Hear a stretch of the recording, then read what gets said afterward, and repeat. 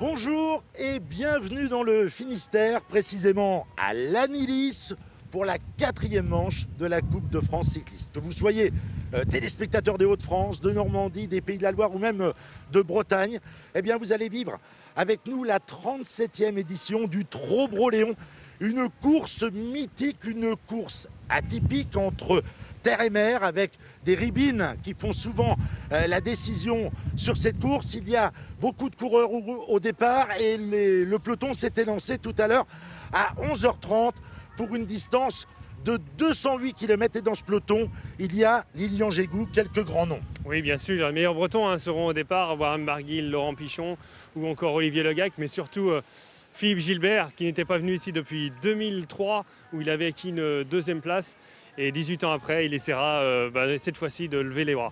Et il était motivé. On a même un invité de dernière minute.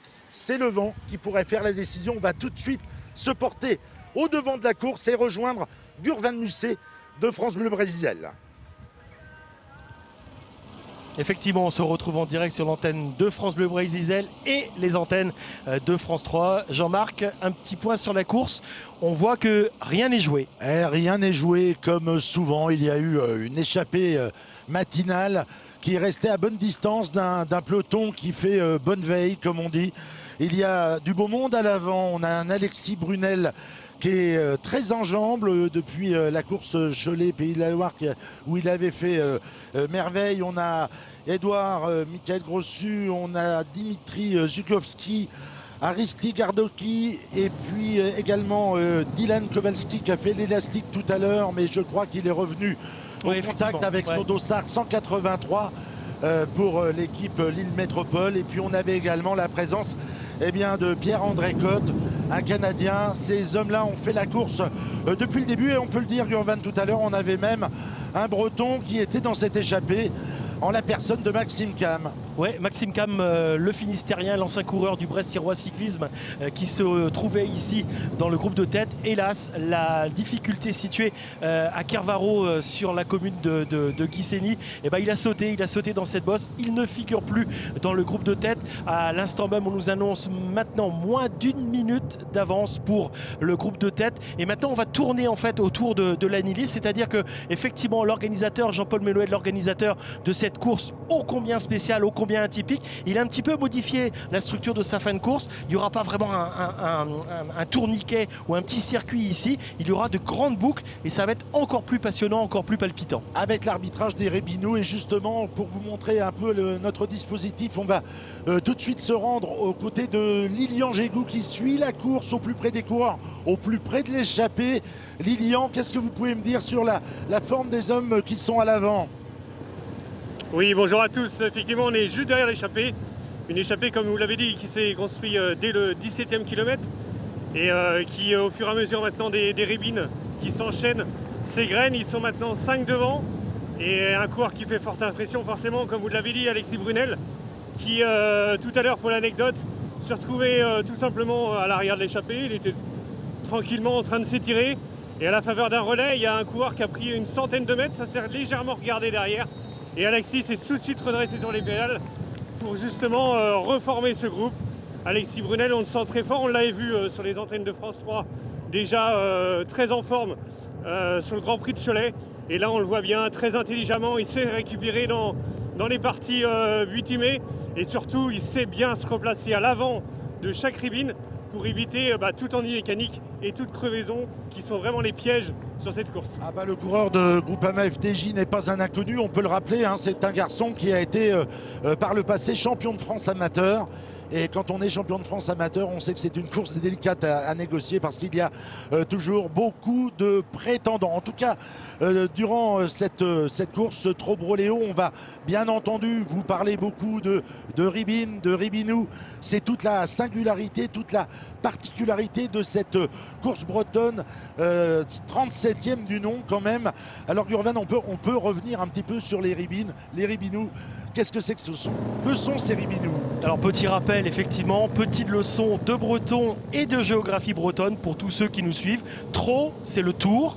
Bro, c'est le pays. Bro, Trobreau, le tour du pays.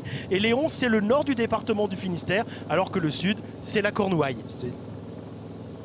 Effectivement, c'est un petit peu ça la particularité, c'est-à-dire qu'ici on n'a pas de pavé, on n'en a jamais eu dans certains bourgs, mais là effectivement on va se retrouver sur une grosse vingtaine de secteurs de terre et aujourd'hui de boue et même de gadou dans certains coins. Et oui, et il y en a beaucoup dans le final de ce Trobroléon. Ils font souvent la décision parce que bien entendu il faut arriver extrêmement bien placé pour pouvoir négocier ces parties où on a du mal. On voit généralement un peloton en file indienne et puis bien entendu si on parle de chemin en pierre, de chemin en terre, eh bien il y a toujours des risques de crevaison et tout au long de ces ribinous que vous reverrez tout à l'heure, eh bien vous verrez qu'il y a énormément d'assistants d'équipes qui sont là avec un jeu de roues pour éventuellement dépanner leurs coureurs.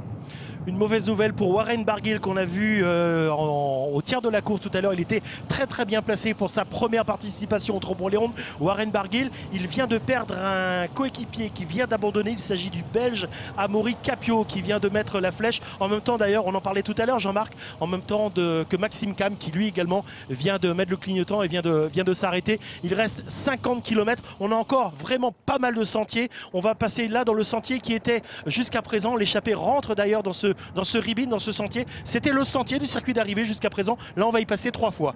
On va y passer 3 fois. On peut peut-être retrouver Lilian qui est justement en train de passer, de rentrer dans ce ribine pour nous dire un peu quelles sont les conditions de route pour les coureurs.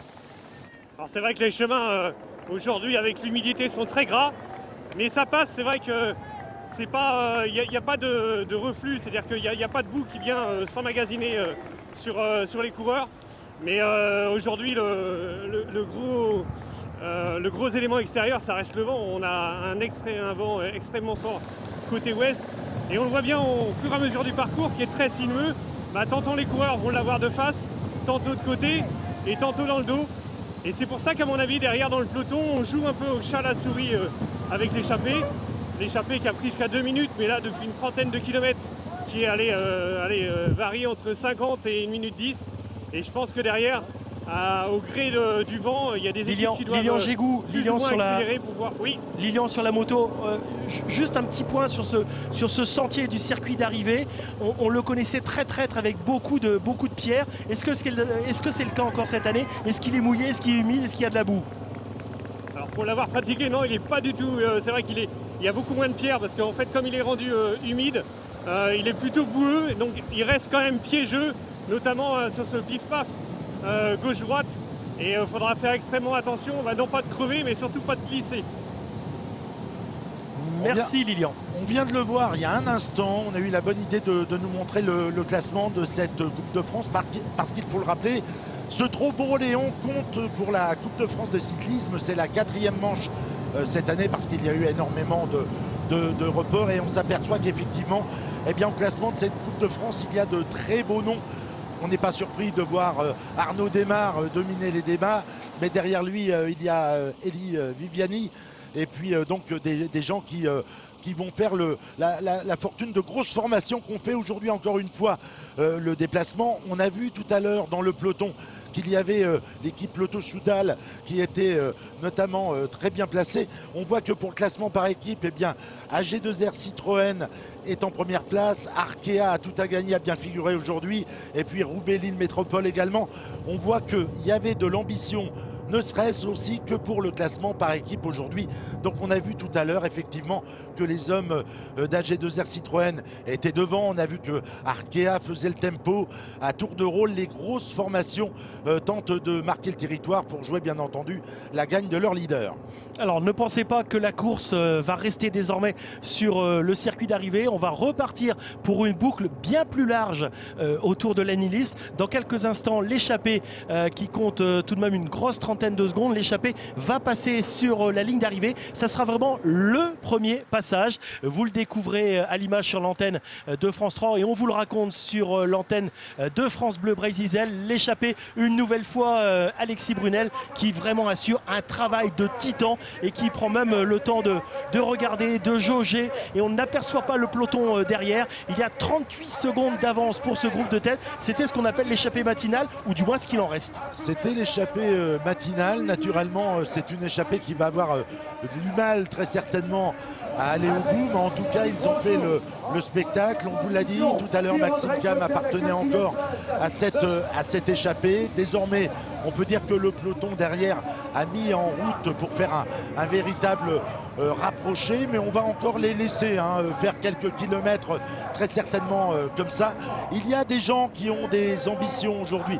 Vous faisiez référence tout à l'heure, Gurvan, à Warren Barguil. C'était une surprise de le voir s'aligner sur cette course qui est pratiquement dans son jardin. Et Warren Barguil, on l'a croisé ce matin au départ, il nous disait combien il était heureux de pouvoir venir sur ce Trobreau-Léon, lui qui ne l'avait jusqu'à présent jamais couru. On peut l'écouter. Je voulais faire depuis longtemps, mais le problème c'est sa place au calendrier. Elle est seulement 3 semaines et demie après les Ardennaises, et forcément je suis à ma coupure après les Ardennaises, donc la condition elle n'est pas optimum, mais avec beaucoup d'envie, j'espère que ça va bien se passer aujourd'hui. Warren, tu la connais malgré tout, tu l'as regardé sûrement, on t'en a parlé. Qu'est-ce qu'il faut comme qualité pour pouvoir briller ici à l'Anilis? Rien lâcher, je pense que c'est bien le mot, puis aussi une bonne partie de chance pour ne pas crever. Mais c'est vraiment le mot principal, c'est de rien lâcher, parce que c'est compliqué toute la journée et il faut rien lâcher jusqu'à l'arrivée.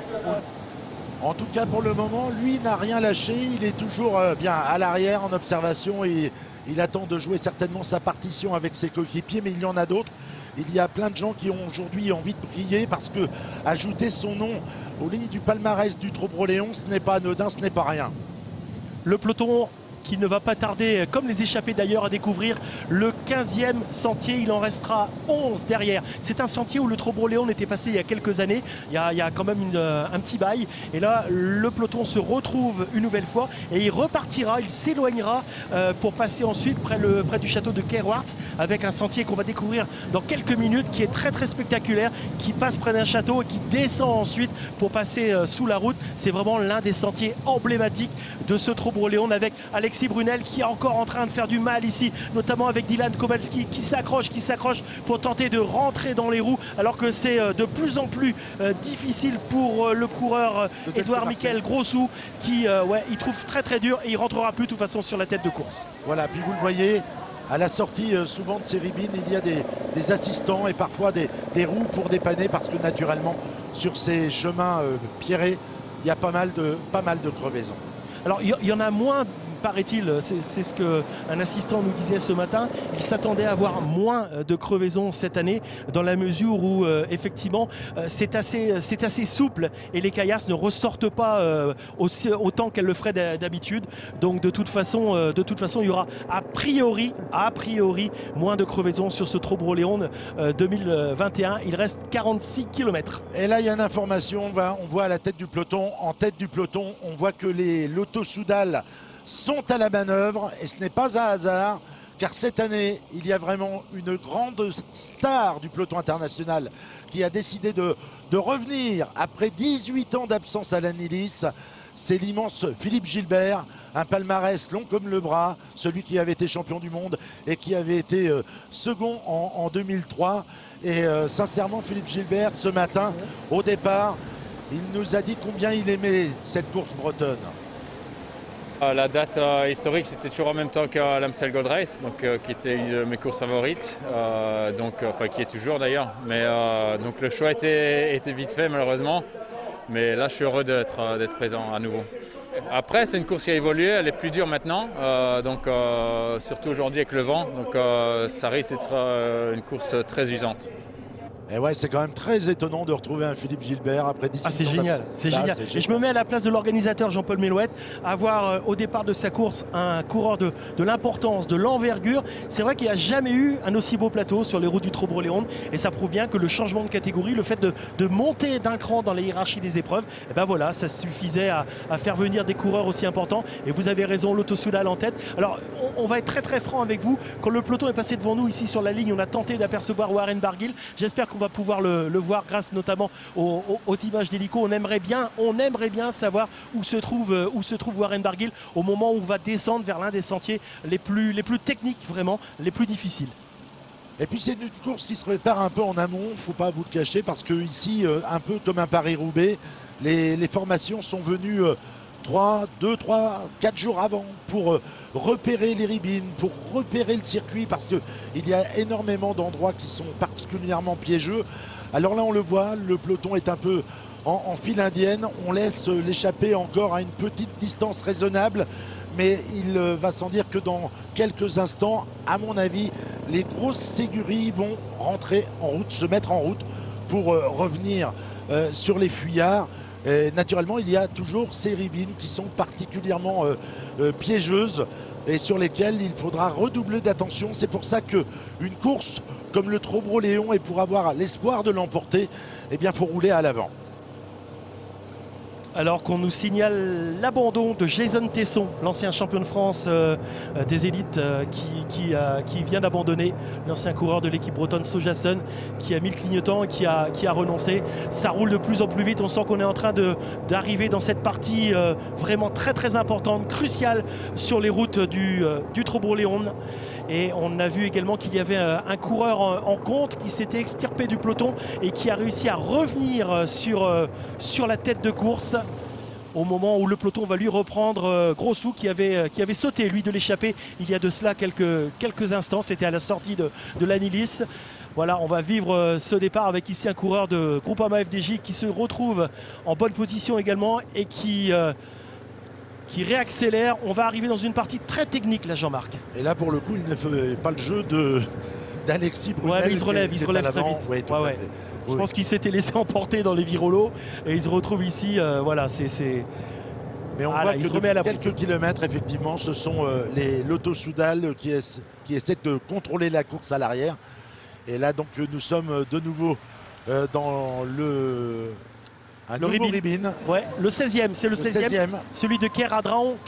Alors il est piégeux parce que avec la pluie de la nuit, avec le vent, bon, c'est vrai qu'il y a certains qui ont séché parce que le soleil est revenu. On a eu des grains terribles ce matin, beaucoup de vent. Mais par contre, voilà, c'est vrai que ceux qui sont vraiment sous les arbres, ils n'ont pas séché, ils sont très très gras et donc très très risqués également pour les coureurs parce qu'ils ne sont pas rectilignes. La preuve en image ici sur l'antenne de France 3, au moment où le peloton revient, oh là là, ça revient très très fort avec Lotto Soudal. On a l'impression qu'ils ont fait ça toute leur vie, les ribines. Ah oui, ils sont dans leur jardin. Je pense que c'est des courses qui ressemblent un petit peu aux courses qu'ils aiment en Belgique, là-bas, quand c'est dur et que c'est gras. Et c'est vrai que l'équipe Lotto Soudal, eh bien, elle n'a qu'une envie, c'est de voir aujourd'hui triompher Philippe Gilbert, qui était passé tout près du sac en 2003. Pour la petite histoire, il avait été battu au sprint. C'était sa première année chez les professionnels. Et il avait été battu au sprint par un certain Samuel Dumoulin, qui fait partie du club qui en ont gagné 2, je crois. Exactement. Et ils sont rares. On voit que c'est compliqué. Hein. On voit que c'est dur.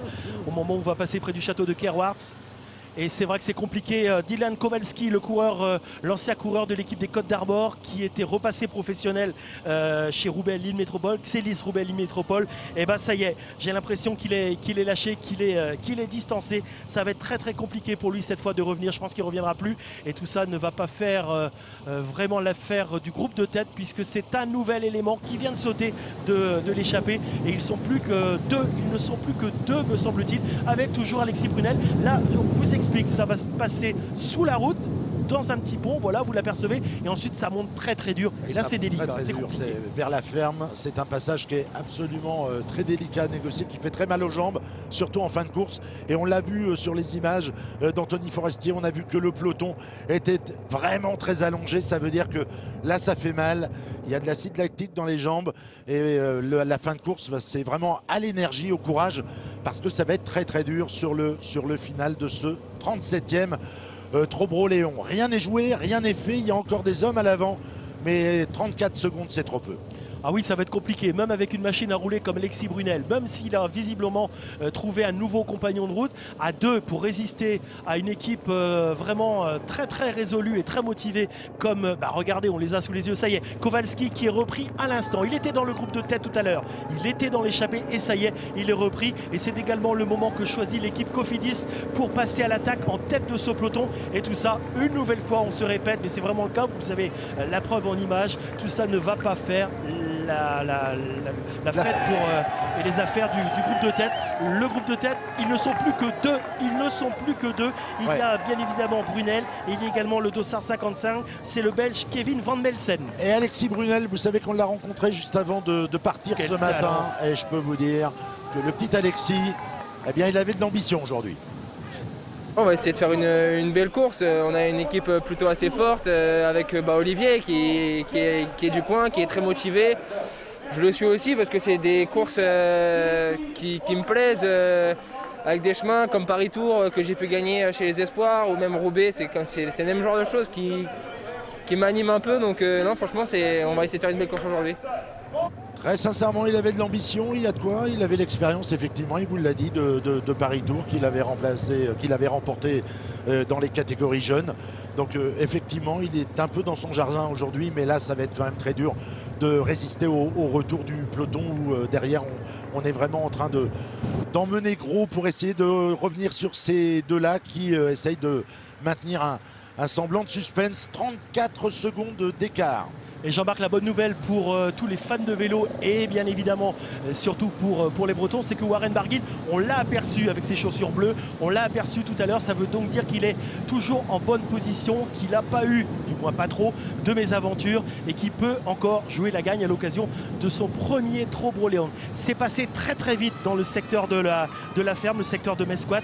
Et là, ça s'est relevé un petit peu, le peloton arrivé là-haut, mais c'est passé très très vite. On a rarement vu une course passer aussi vite dans ce secteur très très difficile, très technique. Regardez l'équipe Arkea Samsic qui se retrouve ici en tête du peloton avec, on en parlait tout à l'heure, Warren Barguil qui découvre le Trobroléon. Écoutez, ça a l'air d'aller à merveille pour le coureur morbihanais.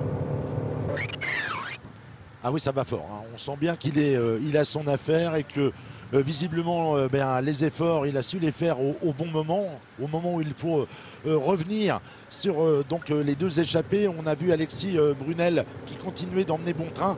Malgré tout, on le voit, le retour est en train de s'opérer. 21 secondes d'écart.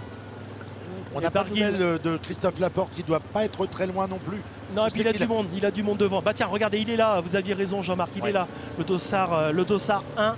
Christophe Laporte qui a été victime tout à l'heure pourtant d'une crevaison, mais qui a pu compter sur ses coéquipiers pour le ramener en tête du peloton. Donc Christophe Laporte, c'est également quelqu'un brillé ici, Christophe Laporte. Il l'a remporté. Et justement, ce matin, eh bien, il avait qu'un espoir, c'est de remettre ça. Oui, j'en garde un très bon souvenir. J'avais gagné. Voilà, j'étais arrivé seul. C'est pas tout le temps que je peux arriver seul sur une course. Donc, j'avais pu vraiment en profiter. C'était une course difficile. Et je pense qu'on va avoir un peu le même scénario aujourd'hui. Donc, voilà, on va voir comment ça va se dérouler.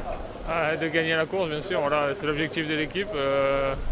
Mais ça va pas être facile. Il y a de la concurrence. On a une bonne équipe, donc on a la possibilité de gagner aujourd'hui, que ce soit moi ou un de mes coéquipiers. Voilà, c'est clair. Ça mérite d'être clair, effectivement. Regardez, il n'y a plus grand monde, hein. On sent qu'il y a eu des cassures dans ce peloton. Ils sont quoi? Allez, une grosse vingtaine. Ils reviennent actuellement sur deux coureurs qui se trouvaient tout à l'heure dans le groupe de tête. Ce qui veut donc dire qu'actuellement, nous avons deux coureurs en tête sur les routes de ce Trobroléon 2021 sur France 3 et sur France Bleu. Deux coureurs en tête. Il s'agit du Français Alexis Brunel, un jeune espoir de l'équipe Groupama FDJ. Et à ses côtés, nous avons un coureur plus frais, sans doute, puisqu'il vient de rentrer sur la tête. Il s'agit de Kevin Van Melsen qui se trouve ici en tête dans le Ribine de Mesquat. Et là, nous sommes du côté à l'ouest de l'Anilis, face à la mer d'Iroise. Avec des conditions de route, on le voit toujours difficile. Il faut savoir choisir sa trajectoire, c'est important. Il y a beaucoup de similitudes avec Roubaix, où on se joue des pavés. Ici, on se joue des graviers, on se joue des ornières, on se joue parfois des flaques d'eau, mais ça n'arrive jamais. Mais c'est toujours compliqué, c'est impératif de reconnaître ces fameux chemins. Allez, s'accélère encore. L'équipe Arkea Samsic peut compter sur Warren Barguil. On l'a vu tout à l'heure. Et là, donc, le sentier de la ferme, comme on l'appelle tous les ans. Ce sentier-là, il a fait de gros dégâts. Et on a l'impression que le peloton a littéralement explosé sous l'impulsion notamment d'un coureur de l'équipe Cofidis, sous l'impulsion également de l'équipe Lotto Soudal. Ah ouais, il y a une grosse vingtaine de coureurs.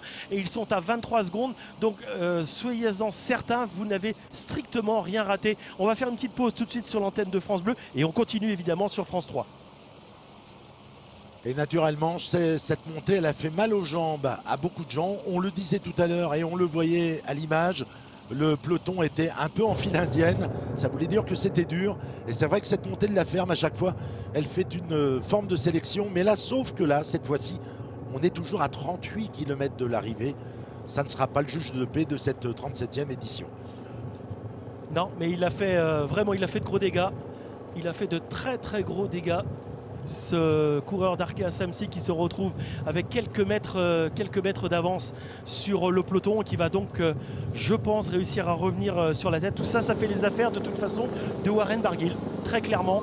Et allez, on va pas cacher notre plaisir de retrouver le leader ou plutôt le co-leader de l'équipe Arkea Samsic ici en si bonne position sur ce Trobro-Léon. Nous sommes à 35 km de l'arrivée et le scénario de course est en train de s'écrire, avec les deux derniers rescapés d'une échappée matinale qui viennent de se faire reprendre par un groupe où on compte quelques belles pointures. Effectivement, il y a du beau monde devant. Il y a notamment un coéquipier de Warren Barguil. Il s'agit de Connor Swift. Connor Swift, c'est un solide coureur. Et puis il y a également le breton Olivier Legac qu'on va suivre avec beaucoup d'envie. Le Trobro-Léon en direct sur l'antenne de France 3 et en direct également sur l'antenne de France Bleu. Et on va rappeler actuellement les positions sur cette course, Jean-Marc, à moins de 35 km de l'arrivée. Et nous passons actuellement la Bervrac avec son port de plaisance archi connu des amateurs de voile et donc désormais de vélo. Eh oui, et pour vous rappeler l'épisode précédent, eh bien nous avions Alexis Brunel de l'équipe Groupama FDJ qui avait été le dernier rescapé de l'échappée matinale. Il avec avait le été... Belge Kevin Van Melsen. Voilà, avec le Belge Kevin Van Melsen. Et puis depuis, eh bien il y a des gens qui sont revenus sur leur pas. Ça, ils étaient à leur trousse. Et puis on a donc Olivier Legac qui a pris place dans ce... pour venir apporter main forte à Alexis Brunel. Olivier Legac, on le connaît avec son dossard 24 et il est, on peut le dire, dans son jardin. Ah bah ouais. Il aime bien ce Trobro-Léon. Ce sont ses routes d'entraînement. Et lui aussi, eh bien, il avait quelques ambitions ce matin au départ. Ça fait longtemps qu'il aimerait bien lever les bras un soir à l'Annelis. Courir à côté de la maison, c'est toujours un plaisir, et en plus sur une classique, parce qu'on peut dire que c'est une classique, il y a les chemins, il y a le placement qui est important, donc, et les conditions aujourd'hui qui sont particulières, donc ouais, motivé à fond. Ouais. Il y a une part d'incertitude toujours, et ça c'est un peu, ça gâche la fête parfois. Ouais, faut essayer de ne pas crever. Après, je pense qu'on a des bons pneumatiques cette année, donc il faut toujours avoir un peu de chance, mais aussi regarder un peu où on met les roues. Donc voilà, après, faut croiser les doigts et puis bien sûr être très fort aussi. Donc voilà, j'espère que ça va bien se passer. Comment ne pas avoir envie de triompher quand on voit des images aussi belles du pays des Abers? Vraiment, c'est une région splendide. Et ben là, c'était la baie des Anges que vous avez pu apercevoir. Et là, maintenant, on va monter dans justement le ribbon numéro 19. Il en restera donc 6 derrière. Le ribbon 19, il n'est pas très long, hein. Il fait moins de 800 mètres. Mais par contre, il est très humide, vous pouvez le voir. Et puis il grimpe assez durement, même on va partir sur la droite et on va remonter vers Landéda, vers la jolie commune de Landéda. Et là ça grimpe vraiment, avec visiblement ici une moto qui a une difficulté. Ah ouais, c'est compliqué pour tout le monde, le Trobro-Léon, mais également pour les suiveurs. Alors voilà, c'est assez praticable au niveau bitume, mais ça grimpe et au bout de tant de kilomètres, eh ben ça fait mal aux pattes. Avec, vous l'avez juste devant vous, le 24, c'est le local, c'est l'ancien champion du monde des juniors. C'est également un coureur qui aujourd'hui habite Daoulas, à quelques kilomètres de Brest. Il est originaire de Plouvien, c'est Olivier Legac. Et évidemment, la Bretagne du vélo tremble actuellement pour ce coureur et frétille pour ce coureur. Et il est dans la roue de Piet-Algarde, c'est un coéquipier de Christophe Laporte, on vous en parlait tout à l'heure, c'est un Belge. On peut dire que les grosses formations sont en train de placer leurs billes. Ouais. On est vraiment dans une guerre d'usure, une guerre d'attente. Et naturellement, on va aller prendre le pouls justement de la course. On va se rendre au milieu avec notre consultant qui est sur la moto. Alors ça se passe comment, Lilian? C'est vrai que les 4 coureurs qui sont revenus derrière ont vraiment redonné un plus à cette échappée. Et il faut dire que c'est vraiment le coureur de Team Arkea Samsic, Swift Connor, qui a vraiment fait le forcing pour rentrer, tout simplement parce que il avait dans sa roue notamment un autre coureur de la Française des Jeux, et comme il avait son coureur Alexis Brunel à l'avant, il ne roulait pas. Maintenant, on se retrouve avec deux coureurs de Groupama FDJ. Et du coup, c'est vrai que là, on sent vraiment qu'on est dans le final et que les coureurs ont vraiment accéléré pour se donner à fond jusqu'à la ligne d'arrivée. Ouais, Connor Swift, il a effectivement de très très grosses qualités de rouleur. On l'avait vu chez les jeunes et notamment en équipe nationale avoir de très beaux résultats. C'est une recrue de choix pour cette équipe Arkea Samsic. 20 secondes d'écart seulement avec les rescapés du peloton. Rien n'est fait, d'autant plus que nous sommes à 32 km de l'arrivée, mais ça roule, ça s'entend bien au sein de cette formation. Et puis on l'a vu, un homme de chez Lotto pour compléter tout ça. Donc on est en train effectivement de préparer le terrain peut-être pour les cadors qui sortiront tout à l'heure de l'arrière. C'est exactement ça, effectivement, Jean-Marc, vous avez raison.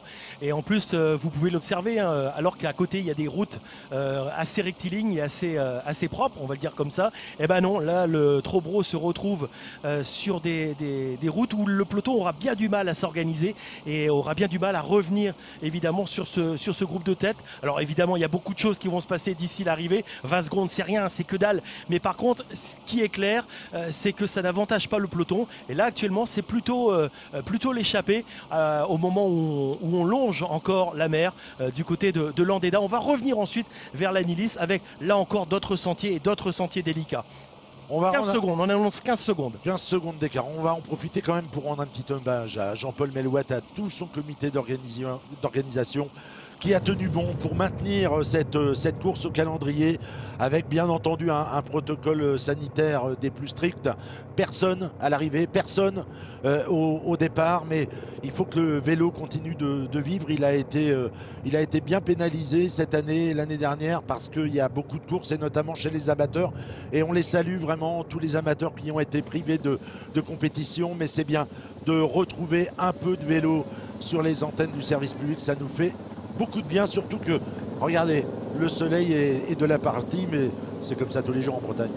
Oui, il fait beau plusieurs fois par jour ici, effectivement. Vous l'avez dit, Olivier Legac qui assure là un relais costaud avec son coéquipier Brunel dans la roue, et ça roule très fort. De toute façon, c'est une machine à rouler, Olivier Legac. On se souvient de le voir faire des numéros pour son sprinter, pour Démarre notamment. C'est vraiment une machine à rouler et on voit qu'il assure de gros relais pour maintenir l'écart et pour voilà, ça vient de remonter. On nous annonce 22 secondes actuellement. Et puisque vous parliez des courses à venir, on va également rappeler que la semaine prochaine, on aura l'occasion et le plaisir de se retrouver sur les routes du Tour du Finistère, au départ de Saint-Évarzec et à l'arrivée de Quimper. Là aussi, c'est une course qui a été maintenue. Et qui a été maintenue et où on verra d'autres types de coureurs entrer en action, ouais, avec beaucoup de rouleurs, punchers et puis bien sûr pas mal de sprinteurs qui seront peut-être à leur affaire sur cette très belle compétition qui a déjà souri à pas mal de Bretons. Pour mémoire, Julien Simon qui, si je ne m'abuse, doit être le dernier vainqueur du Tour du Finistère. En tout cas, ce groupe-là s'entend bien, ils entendent résister au retour du peloton qui reste à bonne distance. On joue, c'est un peu la tradition désormais dans le cyclisme, on joue un peu au chat et à la souris. Ah oui, et puis là, on a les moyens de jouer, mais c'est exactement ce que vous disiez tout à l'heure, Jean-Marc, c'est-à-dire qu'on a vraiment l'impression que les équipes les plus importantes sont en train de placer des éléments. Il y a juste AG2R La Mondiale, me semble-t-il, qui n'est pas présente dans le groupe de tête et qui, du coup, on le voit ici sur ces images, j'ai pas l'impression de me tromper. AG2R La Mondiale Citroën, ils sont en train de rouler ici en tête du groupe. Pour AG2R Citroën Team, ouais, ils sont en train de revenir petit à petit sur le groupe de tête, mais c'est pas fait. Plus de 20 secondes toujours. C'est également ce qu'on vous annonce ici à l'écran et c'est également ce qu'on nous annonce de Radio Tour dans notre casque. Et vous aviez raison, Gurvan, hein, vous voyez, vous aviez raison. C'est bien l'équipe Citroën AG2R qui est à l'avant, avec l'ambition effectivement de ne pas laisser trop de terrain entre l'échappée et eux. Parce que au sein de cette équipe, il y a des garçons qui peuvent là encore prétendre à la victoire. Et je pense à Oliver Nessen qui n'a, je crois, jamais couru le Trobro. Oliver Nessen, c'est quelqu'un qui peut effectivement, dans un final comme celui du Trobro, faire merveille. C'est ce qu'il nous a dit ce matin au départ. On l'écoute. J'ai jamais fait, mais non, on a reconnu hier et avant-hier et c'est vrai que c'est quelque chose qui me plaît. Aussi, la région me plaît beaucoup avec la course de Plouay. Donc j'ai beaucoup envie de courir, mais je dois encore la découvrir, cette course. Elle a son identité tellement spécifique, elle ressemble à pas beaucoup de courses que j'ai déjà fait dans ma vie, je crois. Du coup, c'est intéressant de venir. J'aurais déjà voulu venir plus tôt, mais avant, c'était toujours le lendemain de l'Amstel. Du coup, c'était la première possibilité cette année. Et il m'a dit en plus que cette course, elle est connue mondialement. Tout le monde s'y intéresse. Comment ça, mais vous en doutiez? Ah bah absolument pas, enfin. absolument pas. Mais c'est vrai que parfois elle est souvent en concurrence avec des courses importantes, l'Amstel notamment, et ça la prive parfois d'un plateau un peu plus relevé. Mais cette course, elle plaît énormément aux coureurs par sa diversité, par son paysage, par son ambiance, parce que généralement c'est une ambiance de feu ici à l'Anilis. Mais sincèrement, ils sont contents, comme Oliver Nessen, de la découvrir. C'est une course atypique et il a bien fait de le souligner. Effectivement, alors que grâce aux images hélicoptères, on découvre une région sous le soleil, en bord de mer, face au chenal du Four, face à la mer d'Iroise. Et puis on a eu aussi de belles images tout à l'heure de terres agricoles bien connues avec le maïs par exemple qui vient d'être semé, l'orge qui vient des pieds. Et puis sachez aussi, si ça vous intéresse, que les pommes de terre sont en cours de plantation. On est dans une région un petit peu plus à l'est qui est très très célèbre pour ses choux-fleurs, et notamment du côté de Kerlouan, Guissigny et Plouguerneau. Et puis le Léon, c'est aussi une région extrêmement réputée pour son élevage laitier, pour son élevage porcin. Voilà, c'est vraiment une région de toute beauté, mais ça j'imagine que vous l'avez compris en visionnant les images de France 3 et en l'écoutant sur France Bleu. Brésil, 16 secondes, 18 secondes, là, ça sent mauvais. Le village de Sainte-Marguerite. C'est ça, c'est ça même, avec un paysage superbe, vous l'avez rappelé. Tout au long de cette épreuve, eh bien, on est entre terre et mer, et c'est vraiment, ça donne des images magnifiques sous la houlette d'Anthony Forestier qui est à la manœuvre. Et on voit que certains véhicules qui se situaient jusqu'à présent juste derrière le groupe de tête, c'est un petit peu bizarre d'ailleurs parce qu'il n'y a pas un écart très important. Voilà, on est en train de leur demander de rouler, de s'écarter. Les motos pareil. Alors ça, quand on entend ça dans Radio Tour, c'est jamais bon signe pour les hommes de tête. C'est le moment d'aller voir Lilian. Est-ce qu'on vous a dit de mettre plein gaz, Lilian? Ouais, effectivement, les 6 coureurs devant donnent vraiment tout ce qu'ils ont. On a bien vu que la configuration de course a complètement changé. Tout à l'heure, on avait des échappées avec quasiment aucune équipe retour. Juste Alexis Brunel représentait les RIP Groupama FDJ. Alors que là, on a sur les 6 équipes retour au départ, on en a 5 qui sont représentées dans l'échappée et une qui s'est fait quelque part piéger derrière, vous l'avez dit, hein, l'équipe AG2R La Mondiale qui est obligée de rouler. Et les coureurs qui sont devant le savent très bien et forcément donnent tout ce qu'ils ont pour que les coureurs d'AG2R s'épuisent à essayer de revenir de l'arrière. Et c'est ce qui est en train de se faire. Et les coureurs d'AG2R ont juste à 20 secondes et ces 20 secondes-là ne sont pas prêts de les boucher tout de suite. Voilà, merci Lilian. Je vous rappelle que le Trobreau-Léon 2021, c'est 207 km au départ et à l'arrivée de l'Anilis dans le nord du département du Finistère. De retour sur les routes du Trobreau-Léon dans le Finistère. Et voilà que la course est en train de rentrer dans une nouvelle dimension. Il y a eu regroupement avec le peloton. Et là, de ce peloton nouvellement constitué est reparti un contre. Un contre à moins de 25 km, de l'arrivée. Le Trobreau-Léon, 25 km de l'arrivée, 24 km 200 de l'arrivée pour ce Trobreau-Léon avec 2 coureurs en tête, le Finistérien, le Breton Olivier Le Gac et à côté le Britannique Connor Swift. Mais derrière, ça ne s'avoue pas vaincu et ça roule, toujours avec des coureurs de l'équipe AG2R Citroën. Mais le problème, c'est qu'ils ont raté le bon coche une nouvelle fois. Ils ont raté le bon coche parce que effectivement, quand il y a eu regroupement général, ils auraient pu faire un peu mainmise sur la course et qu'on arrête les frais là. Mais là, il y avait encore de la ressource, notamment du côté de ce coureur de chez Arkea Samsic, Connor Swift et Olivier Le Gac qui ne veut pas lâcher l'affaire. Mais on voit que cette échappée, elle est en train de se reconstituer parce que effectivement, le peloton n'a pas su véritablement faire une jonction ferme et définitive. Et on est à 23 km de l'arrivée. Vous voyez, le peloton est à vue, mais malgré tout, il y a toujours un petit creux, un petit écart avec les fuyards, et d'autant plus que les fameux ribinous, ces fameux ribines. Il y en aura de nouveau dans les kilomètres qui viennent. Alors on a vu que Damien Touzé s'est mêlé à la bagarre. Il y a aussi Algard pour l'équipe Cofidis. Alors là encore, on essaye de jouer la carte eh bien, des leaders qui sont à l'arrière. Mais pour le moment, Damien Touzé, pour l'équipe AG2R, est venu à son tour se mêler à la bataille. Effectivement, l'équipe AG2R Citroën qui enfin me fait mentir. Ils ont un coureur dans ce groupe de tête au moment où on attaque le numéro 21. Le sentier 21, c'est à Mescléguer. Et on va repartir, on est en train de remonter la berre pour repartir vers l'Anilis et vers le site d'arrivée, toujours aussi vide, personne. Ah, ça fait vraiment bizarre.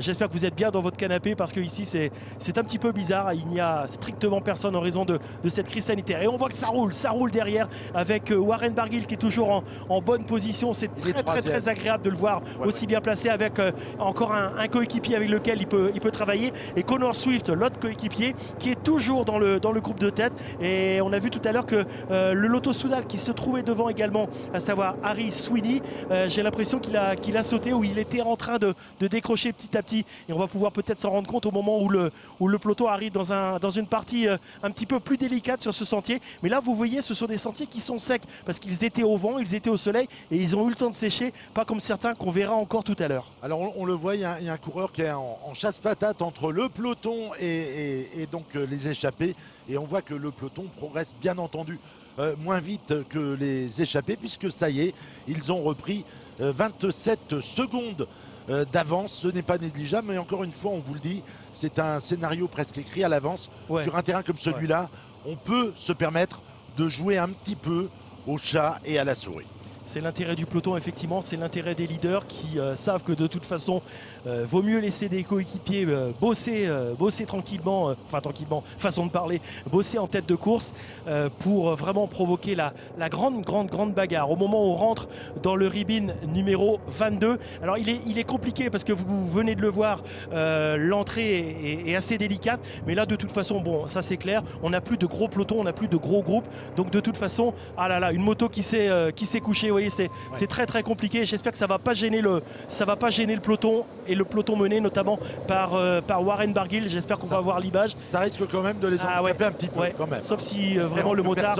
C'est bon, la moto. Personne ne chute. On arrive, on va voir.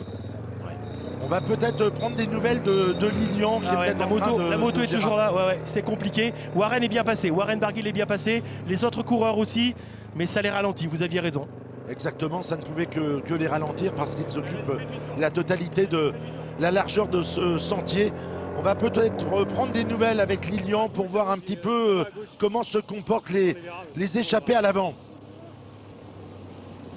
Je ne sais pas si... j'ai l'impression qu'on retrouvera Lilian tout à l'heure. On va retrouver Lilian tout à l'heure, voilà, ça va être simple. Ici, c'est Harry Sweeney, le jeune coureur de Lotto Soudal qui est repris par le peloton. Visiblement le peloton s'est relevé un petit peu et on nous annonce que ça y est, la moto a été relevée. Les voitures peuvent passer également dans ce sentier. Voilà, ça c'est tout le folklore entre guillemets du Trobroléon avec tous les ans comme ça, quelques anecdotes. On n'en rigole pas sur le moment, mais après le soir même, on se dit voilà, c'est aussi ça le Trobroléon. C'est compliqué pour les coureurs et les suiveurs. Et bonne nouvelle Gurvan, je crois qu'on a retrouvé Lilian, il est toujours sur la moto. Voilà, Lilian, est-ce que vous nous recevez? Je crois que vous êtes pas entre les deux groupes, vous êtes peut-être à l'avant de la course. Ouais, on est plus à l'avant. C'est vrai que maintenant la course est vraiment décantée, ça va extrêmement vite et il est difficile pour nous de s'intercaler. Mais on voit bien qu'on s'est arrêté justement sur le bord de la route pour voir le peloton passer. Philippe Gilbert toujours bien placé, toujours attentif. Et on voit bien qu'on est sur une partie d'échec où le but c'est justement de faire le minimum d'efforts tout en ne faisant pas piéger. Donc c'est au rôle des coéquipiers de tout le temps être représentés à l'avant pour que leur leader soit pas obligé de faire l'effort derrière. Et on voit bien, là on va arriver dans le final et c'est bien là que ça va se décanter. Est-ce que vous avez aperçu les coéquipiers de Warren Barguil et en l'occurrence est-ce que vous avez aperçu Laurent Pichon? Là on a vu Laurent Pichon, oui, était bien placé en tête, il était en deuxième position. C'était l'équipe norvégienne qui roulait à l'avant. Et là, on les attend. On devrait pouvoir les voir passer d'ici une trentaine de secondes, je pense. Vous savez, Gurvan, pourquoi je vous parle de Laurent Pichon? J'imagine que vous avez un bonbon à placer. Bah non, mais c'est pas ça. Mais Laurent Pichon, quand même, il a fait il a frôlé le podium quelques fois ici. Hein. Il a remporté. Comme Lilian Jégou d'ailleurs. Eh oui, eh oui. Et donc Laurent Pichon, comme un cadet ce matin au départ, il n'avait qu'une pensée, c'était de monter sur la boîte. On l'écoute. Bah ouais, c'est sûr, ça va être mon 10e Trobro déjà, ça passe vite. Donc voilà, j'ai jamais réussi à gagner cette course. J'ai eu deux 4e places, souvent des places, on va dire, entre la 5e et la 20e, mais voilà, jamais la victoire. Juste 2 cochons, l'autre consolation. Alors forcément, j'y reviens toujours motivé. C'est une course qui me plaît, qui est vraiment atypique, qui est sur mes routes d'entraînement en plus. Je suis un peu le local de l'étape, donc j'y viens tout le temps motivé. Là, on a une belle équipe. On est décidé à faire la course avec des conditions qui s'annoncent assez difficiles. Ouais, alors pour les auditeurs et les téléspectateurs qui ne parlent pas le breton, c'est peut-être utile de raconter l'histoire du cochon. Alors oui, alors le cochon, vous savez que le Trobroléon est lié vraiment à son territoire et met à l'honneur tous les aspects du territoire, et notamment l'agriculture. Il se fait que les jeunes agriculteurs offrent un porcelet. Alors le cochon, il reste chez lui, hein, il reste avec sa mère, mais après il est offert au premier breton. C'est quand même un cadeau. Voilà. Ouais, c'est un cadeau sympa. Voilà, sauf si tu manges pas de viande. Voilà, exactement. Voilà. En tout cas, on peut toujours l'adopter et jouer avec. Hein. Et ça bouge ici en tête de groupe. Et j'ai l'impression que c'est un coureur bien connu qui est en train d'attaquer, Jean-Marc. Ah oui, on dirait qu'il s'appelle Philippe ou éventuellement Gilbert, que je ne serais pas étonné. Eh oui, grosse attaque. Philippe Gilbert est à la manœuvre. Il s'est dit, bon, à 20 km de l'arrivée, il est peut-être temps de mouiller le maillot. Il l'a mouillé déjà depuis le matin. On sentait que ça se préparait parce qu'on voyait bien que Sweeney était en tête, il causait, il était en train de parler, il était en train de prendre des nouvelles, il était en train de se demander mais voilà, qu'est-ce que je fais, où sont mes leaders? Et bien les leaders, ils ont remonté tranquillement alors que Sweeney assurait un faux rythme et il a attaqué Philippe Gilbert en entraînant certains coureurs avec lui. On va vous détailler ça. Et il y a évidemment un coureur, enfin évidemment, aujourd'hui en tout cas ils sont extrêmement bien placés, un coureur de l'équipe Arkea Samsic qui est dans sa roue, dans la roue de l'ancien champion du monde, dans la roue du Belge Philippe Gilbert. On est super content de le retrouver à l'attaque à moins de 20 km de la ligne. En tout cas, ça veut dire qu'il avait bien préparé son affaire. Il n'est pas venu pour faire de la figuration. Ça fait 3-4 jours qu'il repérait tous les ribinous. Et ça fait un moment que Philippe Gilbert se dit que bon, une 2e place il y a 18 ans, c'est bien. Mais pour, avant de terminer une carrière, soulever le bouclier ici à l'Anilis, ce serait pas mal. En tout cas, derrière, eh bien, on a essayé de prendre la roue de l'ancien champion du monde. Et ça va faire pour le coup très très mal au peloton qui tente de se réorganiser. Mais on peut dire que ça y est. Boutoir, la bataille est déclarée sur les routes de l'Anilis. Et ceux qui sont devant, les 5 fuyards, vont bien avoir du mal à résister au retour de ces coureurs-là. Alors ce qu'il faut retenir de cette passe, c'est qu'il a encore du jus, Philippe Gilbert. C'est clair, parce que là c'était quand même violent cette attaque. Il a du jus. Alors ça ne va pas revenir tout à fait sur l'échappée qu'on a sous les yeux actuellement avec Touzé notamment. Mais c'est vrai que voilà, l'ancien champion du monde, il a fait vraiment une grosse attaque. Il a regardé, bah non, ça ne va pas rouler, ça ne va pas passer devant forcément. Mais on voit également que Warren Barguil, il est en forme. Alors certes, il n'a pas pris tout de suite la roue de l'ancien champion du monde Philippe Gilbert, mais il est revenu ensuite sur la tête. Donc, écoutez, pour l'instant, on n'a pas plus d'infos sur ce groupe. Et puis, il y a encore quand même quelques coéquipiers de Warren Barguil qui peuvent le seconder dans le final. Tout n'est pas écrit, mais en tout cas, la guerre est déclarée, c'est parti. On est vraiment dans le dur à partir de maintenant. On est à 17 km de l'arrivée. Va falloir maintenant, désormais, faire la sélection par l'arrière, comme on dit, avant de pénétrer dans les derniers ribines qui feront sans doute la décision et les écarts. Et tout ça, ça va faire l'affaire du quatuor de tête avec notamment Olivier Le Gag. Et ça attaque de nouveau du côté de l'équipe Lotto Soudal. Chacun son tour maintenant pour tenter de revenir sur la tête de course. Et c'est ici un coureur qu'on aime bien, qu'on connaît bien. C'est l'une des têtes d'affiche du Trobroléon 2021. C'est John Degenkolb, double vainqueur d'étape sur les routes du Tour de Bretagne. Et il est ici en tête et il attaque très très fort. On va tout de suite retourner voir Lilian Jégou. Lilian, ça bouge véritablement. Ah, et comment que ça bouge à la sortie du dernier ribine. C'est vrai que Philippe Gilbert, c'est lui qui a pris les choses en main. Vous l'avez vu à l'antenne.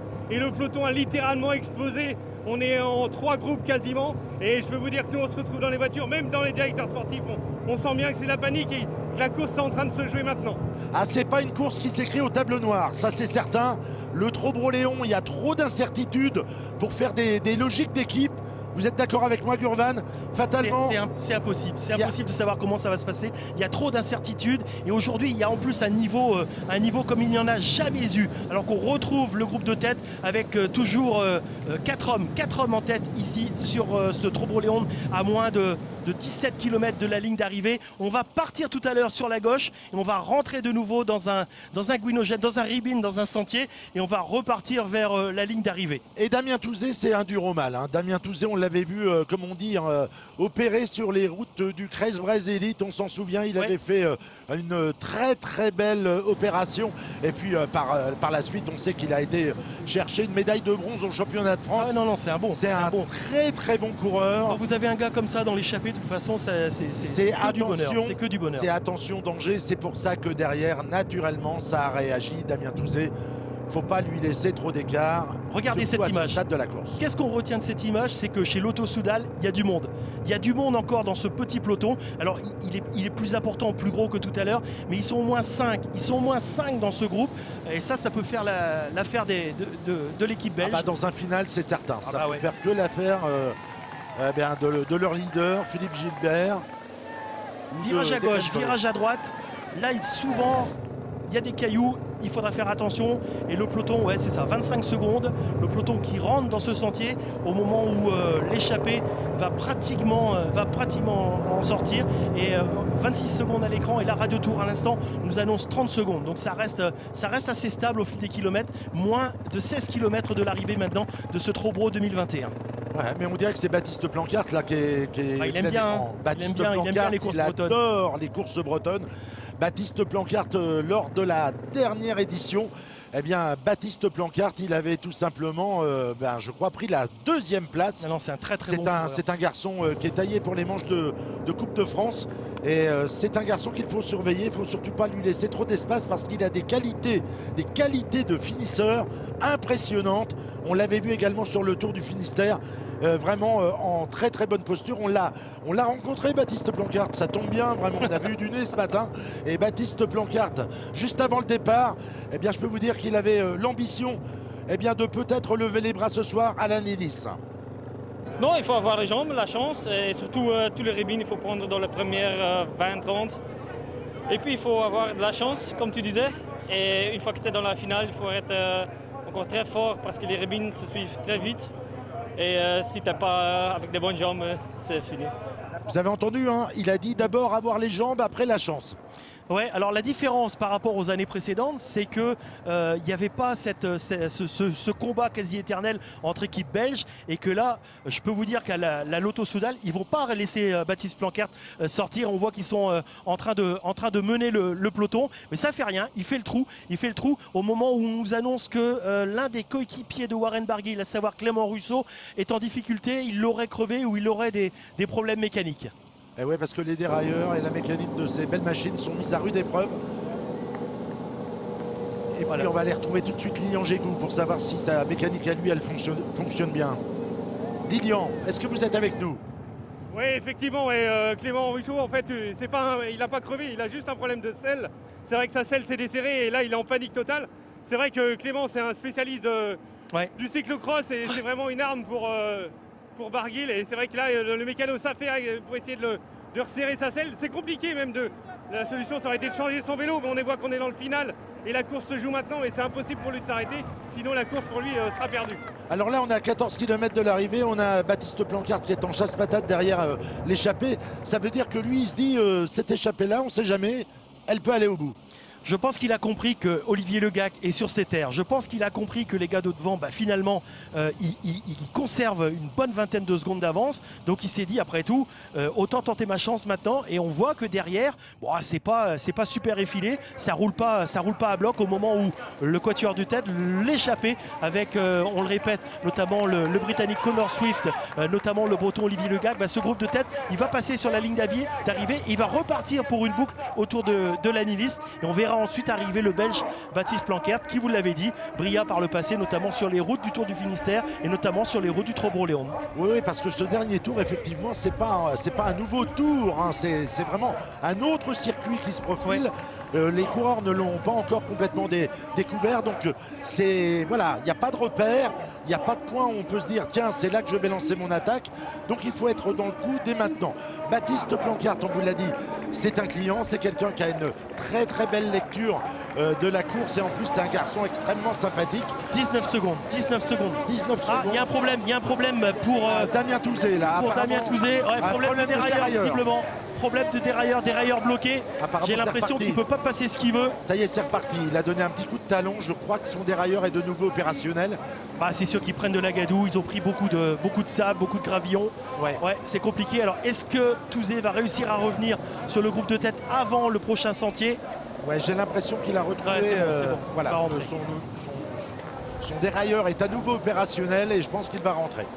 17 secondes de retard pour Planckaert sur ce groupe de tête qui est à l'image. Et ensuite, le peloton, il y a plus de 22 secondes désormais. Donc, le suspense est total. Là, le suspense est total, mais je pense que de toute façon, le peloton, à un moment donné, va être obligé de réagir, de frapper encore une fois un grand coup. Mais Planckaert, tout ça reste à savoir à quel moment Planckaert est en mesure de faire la jonction avec le petit groupe de tête. Le 24, le Ribin 24, le sentier 24, il en reste 2 derrière et ce sera ensuite l'arrivée. Il y en a un qui est à moins de 3 km de la ligne, donc autant vous dire qu'il y aura du suspense jusqu'au bout, d'autant que, vous l'avez compris, la course n'est pas jouée. Moi je suis très curieux de voir comment vont se comporter les leaders, vraiment les gros favoris de ce Trobreau 2021. Des gens comme Barguil, on en a parlé à maintes reprises, mais également Philippe Gilbert et John Degenkolb. Je ne peux pas croire qu'ils ne tentent pas quelque chose dans les minutes qui arrivent. Ouais, alors c'est vrai que bon, il a un coureur à l'avant, il a Connor Swift, mais reste à savoir quelles sont les consignes dans la voiture du directeur sportif, qu'est-ce qu'on dit, qu'est-ce qu'on fait. Les oreillettes vont peut-être grésiller un petit peu, on peut passer sous des tunnels, ça arrive, mais en tout cas, va falloir gérer effectivement, à la fois pour AG2R, à la fois pour Groupama et FDJ qui sont dans une position assez confortable puisqu'ils ont Olivier Le Gac à l'avant. Ouais, c'est confort. Enfin, confort. C'est plus simple, on va dire. C'est plus simple à gérer. Donc maintenant, on va voir comment Lotto Soudal va réagir. Elle va peut-être imposer le tempo par l'arrière. On ne devrait pas en rester là, c'est sûr. Il reste 11 km 7 avant de rallier l'arrivée. Et on a un Baptiste Planckaert qui tente de revenir. Il est à 11 secondes, Jean-Marc. À 11 secondes. Il a 11 secondes et il tente de... voilà, vous les avez à l'image. Ils sont juste derrière la moto, image que vous apercevez également. Et vous voyez que Baptiste Planckaert, il n'est pas loin. Il va essayer de revenir sur eux pour donner un petit peu de punch à cette échappée, lui donner l'envie d'espérer jusqu'au bout. En tout cas, derrière, eh bien, je ne sais pas comment ça s'organise, mais peut-être que Lilian Jégou est peut-être intercalé juste devant le peloton des rescapés. Comment ça se joue derrière l'arrière, Lilian? Non, vous n'êtes pas là, Lilian. D'accord, très bien. Donc on va vous retrouver tout à l'heure. 10 secondes de retard pour Planckaert, 35 secondes de retard pour le peloton. Et un petit mot, on n'en a pas beaucoup parlé, un petit mot sur Piet Allegaert, le Belge de l'équipe Cofidis qui se retrouve également dans le groupe de tête. Simplement pour vous dire que c'est un coureur qui aime bien les classiques. Il a des jolies performances, alors pas des top 5 ou des podiums sur ces classiques-là, mais par exemple, c'est quelqu'un qui a fait un top 20 sur Paris-Roubaix. Donc c'est quand même quelqu'un qui affectionne ce type de classique un peu spécial. C'est une belle référence. Moi, je prends le pari qu'il va revenir, Planckaert. Il va peut-être réussir. Ça y est, regardez. Ça y est. Ouais, il est en train de revenir. Il va réussir à faire la jonction. Alors, je pense que ça va peut-être apporter un peu de sang neuf. Et ça peut être un plus. Mais en tout cas, c'est clair que dans les 10 km, derrière, il va falloir qu'on s'emploie pour revenir sur ce groupe-là qui, à la faveur d'un terrain favorable, quand on est échappé, pourrait aller jusqu'au bout. Alors un petit mot sur ce qui ce qui va se passer maintenant sur la course. On va repartir sur un sentier, vous savez où on a vu le château tout à l'heure. On va repasser sur ce sentier-là, on va le repasser une nouvelle fois. On va passer ensuite sous la route et on va repasser tout à l'heure là où vraiment la course a explosé, le sentier de la ferme, comme on l'appelle, ce sentier en bosse où tout à l'heure ça a vraiment explosé de partout. Donc on va vivre dans les 2 minutes qui arrivent vraiment un passage de la course essentiel, extrêmement important au moment où Baptiste Planckaert se prépare à rentrer sur le groupe de tête. Et de nouveau, vous le verrez tout à l'heure, on va passer dans un petit tunnel où nombre de photos ont été réalisées pour illustrer cette épreuve. Une épreuve pas comme les autres, qui rend hommage à la fois à la mer mais aussi à la terre, à l'agriculture de ce terrain, à l'agriculture de cette région. Alors moi je suis dans le groupe de tête là, je m'appelle Olivier Legac et je vois Baptiste Planckaert rentrer, je pense que je suis content. Parce que vous pouvez vous dire que là vous allez avoir une locomotive de plus et une locomotive de qualité, c'est pas de la vapeur, ça avance très très vite, c'est moderne, c'est bon, ça roule. Et ça va permettre certainement de résister encore un peu plus à un éventuel retour de ce qui reste du peloton. Mais encore une fois, attendons de voir comment vont réagir les Philippe Gilbert, les John Degenkolb et les Warren Barguil, sans oublier évidemment le vainqueur sortant, à savoir Christophe Laporte. Ouais, mais quand on voit arriver un Planckaert et qu'on est échappé, je peux vous dire qu'on a peur aussi parce qu'on connaît sa pointe de vitesse au sprint et on sait que c'est un client. C'est un Planckaert. Et sincèrement, il a été par le passé leader de la Coupe de France, c'était pas un hasard. Planckaert, c'est quelqu'un qui sait aller très très vite quand il le faut et qui a surtout, et je vous le répète, une très très belle lecture de la course. C'est un sacré coureur. En tout cas, derrière, ça s'agite et on voit que l'équipe BNB est à la manœuvre également, si je ne m'abuse. J'ai l'impression que les BNB sont devant. Alors j'ajuste mes lunettes. Et là, c'est Julien Maurice. Ouais, j'ai l'impression qu'on a vu tout à l'heure Julien Maurice qui était encore bien placé. Ouais, et je peux vous dire que Julien Maurice, ce garçon-là, eh bien, il a réalisé des montées cette semaine sur certains ribbons. Il a battu des records. Les coms sont tombés. Voilà. Pour le plus grand malheur des champions locaux, à partir du moment où vous avez une course comme ça qui passe, c'est vrai que les coms durement gagnés par les champions locaux, eh ben, ils sautent, ils tombent. Ouais. Et donc là, sincèrement, c'est quelqu'un qui a le bon coup de pédale et en tout cas, il a répété ses gammes. Il sera certainement très présent dans le final, Julien Regardez, Planckaert qui accélère. Il va falloir qu'Olivier Legac, il va falloir faire l'effort pour rentrer, pour prendre la roue, parce qu'autrement l'écart il va se creuser petit à petit. Et moi je vois que Damien Touzé il pioche avec son dossard. C'est dur. Il pioche, peut-être qu'il a un ennui de dérailleur, il a peut-être retrouvé quelques pignons mais pas la totalité. En tout cas, quand on commence à pédaler en canard comme ça, c'est qu'il y a un problème. Et il a du mal, Damien Touzé là, parce que visiblement il a. Ah non, c'est mort. Ouais. Non, visiblement, regardez comment il tire. Bon, j'ai l'impression qu'il a de nouveau des problèmes de dérailleur. Il a des problèmes de dérailleur. Il est coincé sur un gros développement. Ouais. Et là on va partir tout droit et on va descendre. On va descendre tranquillement tout à l'heure vers le tunnel avant de remonter. Voilà, le petit virage à gauche et on va descendre ensuite. Ah, c'est compliqué, c'est très très délicat. Et c'est Baptiste Planckaert qui assure le rythme dans ce groupe de tête. Ils sont de nouveau 4. Mais par contre, ce ne sont plus les mêmes coureurs. Le Belge Baptiste Planckaert, il est revenu de l'arrière tout seul en costaud et il nous fait forte impression. Eh oui, et Connor Swift est bien dans sa roue, bien calé dans sa roue. On a 2 gros rouleurs à l'avant et là, eh bien, on voit que Olivier Legac est en train de souffler un petit peu. Il se dit qu'il faut peut-être pas trop se dévoiler aussi, c'est important. Il sait comment manœuvrer sur un trop broléon, il aimerait bien l'accrocher à son palmarès, celle-là. En tout cas, derrière, eh bien, on n'est pas très loin. Ouais, mais on n'est pas très rapide non plus. On n'est pas très rapide, effectivement, mais c'est vrai que la montée a été dure pour arriver jusque-là. Ouais, mais alors après, on va se retrouver dans le ribbon montant de la ferme. Oui, ça va. Donc il reste plus que 8 km. Je pense que tout le monde a eu une lecture de la course au premier passage. On se dit peut-être qu'il faut garder un petit peu sous le pied. Allez, on va vivre ça. C'est passionnant ce qu'on va vivre là, Jean-Marc. Parce que je pense que le peloton là, il va se passer quelque derrière, chose. Forcément. Ça va exploser, effectivement. Parce que s'il ne se passe rien là dans cette montée difficile. Alors cette montée, elle n'a l'air de rien. Mais elle fait très mal aux jambes. Très mal aux jambes. En tout cas, Olivier Legac est à son affaire. On s'aperçoit que Connor Swift avec le dossard 87 va bien aussi. Derrière Planckaert. Et puis Algart, lui, eh bien, il ferme la marche pour l'équipe Cofidis avec le dossard 2. En tout cas, ces 4-là semblent bien s'entendre, mais c'est clair que c'est Planckaert qui a pris le tempo, qui impose le tempo. et qui essaye de garder tout le monde à distance derrière. Mais en tout cas, je voudrais bien avoir des nouvelles du peloton. Ah oui, le peloton, ça y est, voilà. Ils sont en train d'aborder la montée. 14 secondes. 14 et secondes. Ce sont effectivement les Lotto Soudal qui tentent encore une fois de sonner la charge. Et on voit que ça explose encore. Ouais, on voit que c'est dur là. On voit que c'est très dur pour le peloton. Et on est à 7 km 500 de l'arrivée. Il y a Lotto Soudal qui est sorti. Ah, Baptiste Plancart en difficulté. Tiens, eh ben, il en a peut-être trop fait. C'est ce qu'on disait il y a quelques secondes. Il en a fait beaucoup pour revenir. Il a continué ensuite en assurant des relais très costauds, très forts. Mais finalement, il a eu du mal à passer le haut de la bosse au niveau de la ferme. Allez, il faut relancer tout de suite, les gars, autrement ça va revenir. Autrement ça va rentrer. Allez, Olivier, il pioche. Olivier Legac qui pioche pour se remettre dans les roues.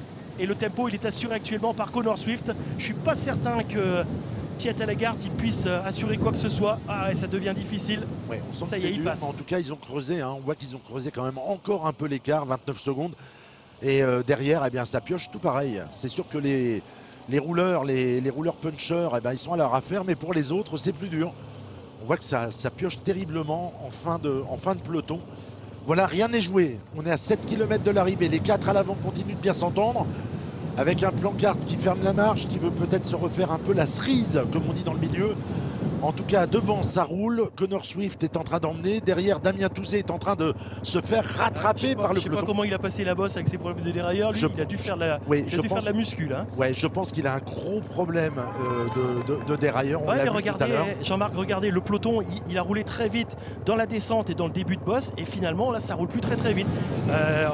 Connor Swift, il m'a l'air très bien. Il m'a l'air très bien. Il assure toujours. Hein. C'est vrai que pour un groupe de 4, c'est beaucoup plus simple de passer tous les petits ribinous. C'est beaucoup plus simple pour eux d'évoluer. Ils ont des trajectoires plus limpides. On l'a vu, une simple moto qui se met à l'arrêt et puis ça peut condamner le retour du peloton. En tout cas, Olivier Legac qui ferme la marche, il pioche un peu. Plancart également. Ah ouais, mais non, il est bien. Il est bien, Olivier Legac. Et là, on va rentrer dans le bourg de Lannilis ou la ville de Lannilis qu'on va traverser de nord vers le sud pour ensuite passer, pour ceux qui connaissent, attaque de Connor Swift. On a dit qu'il était bien. Est-ce que le Belge Allegard va réussir à prendre sa roue? Il y a un petit trou, ça rentre derrière. Plancart, il va réussir à combler. Olivier Legac va réussir à combler également. On va partir sur la gauche et ensuite sur la droite pour ensuite descendre vers le dernier sentier, vers le dernier ribbon de cette édition 2021 du Trobreléon. Allez, Olivier Legac, il faut s'accrocher. Ah, c'est dur. Ça commence à être très dur. Ah oui, c'est très dur. C'est le moment où il ne faut pas lâcher. Voilà, mais il y croit. Je pense que dans sa tête, il y croit. Il ne faut pas qu'il craque, il ne faut pas qu'il lâche. C'est la course après laquelle il court depuis tant d'années. Il est chez lui. Ça serait vraiment la fête là ce soir si Olivier Legac pouvait effectivement remporter cette 37e édition du Trobreléon. Mais on voit que, oh là là. Connor Swift, il va en mettre une autre. Ils sont tous entamés. Ou alors, Plancart, il est très marqué aussi. Ouais, Plancart est très marqué. On va rappeler, Jean-Marc, il reste un sentier encore, on l'a dit déjà tout à l'heure, mais on vous le rappelle, il reste un sentier encore avant l'arrivée et il va être déterminant. Par le passé, ici sur le Trobreau, on a eu assez souvent des arrivées en petits comités, en petits groupes comme ça. Alors que ici, c'est Philippe Gilbert qui est passé à l'attaque également. Mais derrière, ça protège pour Olivier Legac. Eh ben non, il passera pas. Il Larky Assapsi qui passera pas non plus. 38 secondes d'écart entre le groupe de 4 et le peloton. Alors, est-ce que derrière, on a déjà rendu les armes? Je ne veux pas le croire. Mais bon, 5 petits kilomètres, 38 secondes. Là, c'est clair. Il y a une vraie chance d'aller au bout. Ah ouais, ça commence à être très, très sérieux. On le savait déjà avec des coureurs comme ça. Mais là, c'est vrai que le peloton est un petit peu coincé. C'est pas Warren Barguil. Bah oui, on revoit l'image avec Philippe Gilbert. Il regarde, il s'aimerait bien avoir des relais. Eh ben non. Derrière, on est totalement désorganisé. Et puis je crois que tout simplement, les kilomètres ont été plus longs que d'habitude. Hein, au contraire, on est très organisé, notamment du côté de l'équipe AG2R La Mondiale qui visiblement avait bien préparé son coup. Et voilà, le seul coureur qui avait l'occasion de rouler avec Philippe Gilbert, il a préféré sortir tout seul en se disant de toute façon, là je suis accompagné de gars qui ne vont pas rouler. Donc autant que je pars tout seul et que je tente ma chance. Voilà, et devant on en remet une. Voilà, toujours Connor Swift qui tente de se débarrasser de ses compagnons d'échappée. On voit que Olivier Legac fait bonne garde. puis Plancart ferme la marche. Et Piet Algart est toujours dans le tempo. Ces quatre-là s'entendent bien, mais attention, parfois quand même, on met une petite mine. Ça y est, on a le nom, vous l'avez à l'écran, hein, le nom du premier. C'est un jeune Norvégien, Rasmus Stiller. C'est un jeune Norvégien qui a l'air costaud. On va voir s'il est suffisamment costaud pour rentrer sur la tête.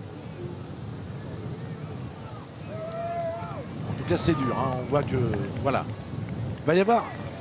Alors, ce qui peut pénaliser ces quatre-là, c'est la petite période d'observation. Il va y en avoir une. Et ça peut être dangereux. Quand on commence à avoir 30 secondes d'avance et qu'on s'observe un petit peu, ça peut être dangereux et ça peut profiter au peloton. Et ça, dans le peloton, des hommes d'expérience le savent. 4, c'est un de trop pour bien s'entendre. Donc, fatalement, rien n'est joué. D'ailleurs, vous le voyez, eh bien, l'écart entre le... Je crois que c'est l'écart entre le coureur intercalé, c'est 18 secondes.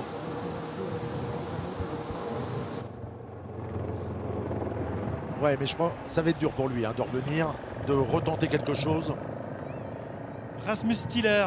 Ouais, il se demande quoi faire d'ailleurs. Hein. Il regarde un peu si le... Ah, mais ça ne reviendra pas de l'arrière de toute façon. Là, on va voir. Baptiste Plancart qui a repris la tête devant Olivier Le Gac. Je commence à croire en Olivier Le Gac. Je pensais qu'il était un peu... C'était un peu compliqué, mais écoutez, on va voir ce que ça va donner. On va prendre les paris. Plancart. On va prendre des paris. Moins de 4 km de l'arrivée de ce Trobrelet, on a vivre en direct sur les antennes de France 3 et également sur l'antenne de France Bleu. Bryce Diesel, Jean-Marc, c'est pas fait pour notamment ce groupe. Voilà, avec un Connor Swift qui en profite pour remettre un peu de carburant, comme on dit, se désaltérer avant d'en découdre éventuellement pour l'arrivée. On a ce groupe qui s'entend bien avec le local. Attaque de Olivier Le Gac qui est en train de tenter de fausser compagnie à ses compagnons d'échappée, mais Connor Swift encore là, encore la jambe pour revenir sur lui. Baptiste Plancart fait un effort, il emmène dans sa roue Piet Algart, le belge de l'équipe Cofidis. Ouais, mais j'ai l'impression qu'il a un pépin de dérailleur, Algart. J'ai l'impression qu'il y a quelque chose. Ah, il faut passer plus vite dans ce virage. Allez, le duo tête. Est-ce que ça va se jouer à deux, cette victoire sur le Trobrelet? On attaque le dernier sentier de cette édition 2021. Le tout dernier sentier, on y est déjà passé à 2 reprises. Et alors là, il reste moins de 3 km. Et souvent dans ce virage, on a vu aux éditions précédentes, il y avait parfois des erreurs de trajectoire. Ouais, parce qu'il est dur à négocier. Il est dur à négocier ce virage. En tout cas, les 4 sont encore unis. On sent que Connor Swift et Olivier Le Gac en ont encore sous la pédale. Derrière, eh bien, on tente de revenir avec Tyler. Mais ça va être dur, mais il y aura toujours, comme je vous le disais tout à l'heure, une petite période d'observation qui pourrait profiter à quelqu'un pour venir tirer les marrons du feu. Ça a attaqué encore. Je ne sais pas si ça a attaqué Jean-Marc, mais en tout cas le virage, il y a eu une accélération de Connor Swift et ça confirme ce qu'on voit depuis tout à l'heure. Le Britannique de l'équipe Arkea Samsic qui nous fait très forte impression et il a réussi, Baptiste Plancart a réussi à prendre sa roue. Par contre Olivier Le Gac, je me demande s'il n'a pas joué son atout. Le coureur de Cofidis, mais qui visiblement a un dérailleur cassé ou des problèmes de dérailleur, il va tenter de revenir. Est-ce qu'il va réussir? Mais de toute façon pour le sprint en boss, ça sera compliqué pour lui si vraiment il n'a plus de dérailleur. En tout cas, je pense que les deux autres vont tenter de revenir sur Connor Swift et Baptiste Plancart qui ont pris le commandement de la course. C'est très dur. On est à moins de 2 km de l'arrivée. Est-ce que Olivier Le Gac en a profité pour se faire un petit peu oublier? Le garçon peut-être roublard. Ouais. Mais là, je pense qu'il n'oublie surtout pas qu'il a mal. Non, ça doit piquer énormément parce qu'ils ont fait des efforts depuis très longtemps. Ils ont déjà 206 km dans les jambes, presque même 220 avec une partie de la course qui a été... Rien que de le dire, ça fait mal aux pattes. Ouais, ça fait mal aux jambes. Rien que de le dire, ça fait mal aux jambes. En tout cas, voilà. Allez, Olivier, là, on est à moins de 2 km faut tenter maintenant, de l'arrivée. Il ne faut pas laisser partir les coups, il faut rester au contact. Et Olivier Le Gac, eh bien, il est en train d'appuyer très fort sur les pédales pour tenter de se remettre à l'abri. Eh bien, derrière le petit groupe qui s'est constitué, on peut dire, à 30 km de l'arrivée. Et en tout cas, ces 4-là, bien maintenant, ils ont peut-être la victoire au bout de la ligne droite. Ça va être entre ces 4-là que la victoire va aujourd'hui se jouer. On a Baptiste Plancart qui a déjà fait une place de 2 ici à l'Anilis. On a Connor Swift qui aimerait bien élargir son palmarès. On a Olivier Legac qui rêve un jour de monter sur la boîte la plus belle puisqu'elle sera à domicile. Et puis on a aussi pour l'équipe Cofidis Piet Algart, le Belge, dont il pourra avoir une belle pointe de finesse dans le final. Faut plus rouler. À partir de moment... le gars qui l'attaque juste avant le virage. S'il prend bien son virage, ça va le faire. On est au kilomètre, mais attention, vous avez vu, Connor Swift, il est vigilant. Il laisse rien partir. Ils vont arriver au sprint tous les 4. Derrière, c'est à 14 secondes. Voilà. Est à 14 secondes. Alors ça va se regarder. Bien entendu, ça va se regarder un petit peu. Mais on est à moins d'1 kilomètre. On est maintenant à 700 mètres de la ligne d'arrivée. On va les voir débouler dans quelques instants. Et naturellement, allez, on est sur piste. On est sur piste, on est en train de s'observer. Qui en a gardé sur la pédale? On sait que Connor Swift, jusqu'à présent, il était très très bien.